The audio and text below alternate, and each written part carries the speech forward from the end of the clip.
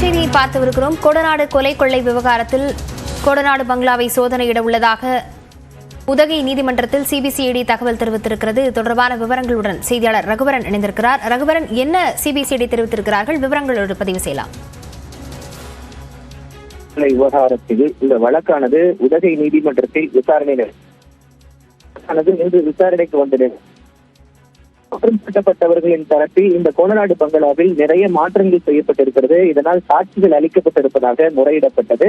இதனால் கொடநாடு பங்களாவை தாங்கள் நேரில் சென்று ஆய்வு மேற்கொள்ள வேண்டும் என்று குற்றம் சாட்டப்பட்டவர்கள் தரப்பில் கேட்கப்பட்டது.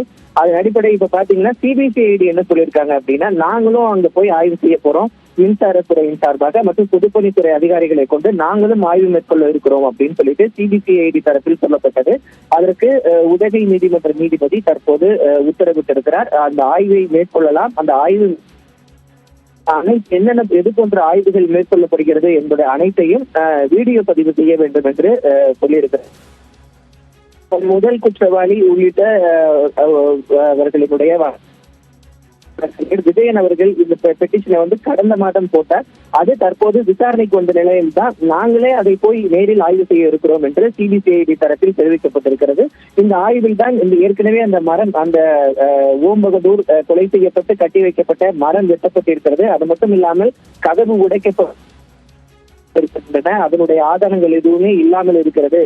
அதனை ஆய்வு செய்ய வேண்டும் சிபிசிஐடியினுடைய வாதகமாக இருக்கிறது. அதனால் தற்போது விரைவில் கொடநாடு பங்களாவில் சிபிசிஐடி போலீசார் ஆய்வு மேற்கொள்ள இருக்கிறார்கள்.